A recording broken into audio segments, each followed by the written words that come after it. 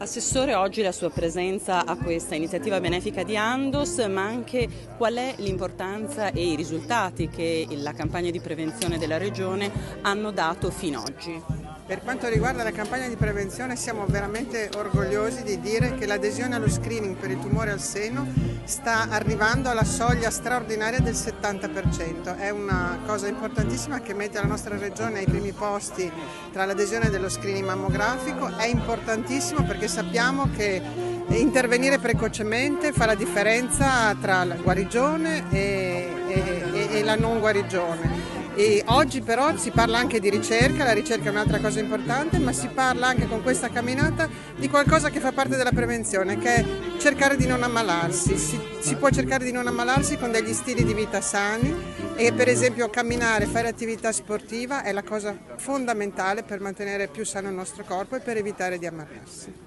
Mariangela Fantin, l'importanza della prevenzione, che cosa può fare un'associazione come Andos? L'Andos è molto attiva in quello che è proprio il discorso della prevenzione del tumore al seno e questa devo dire che è una giornata importante con tante persone che hanno partecipato per sottolineare l'importanza proprio di prevenzione del tumore. Parliamone sempre e non dimentichiamoci mai di fare tutti i controlli necessari per sconfiggere un tumore in genere.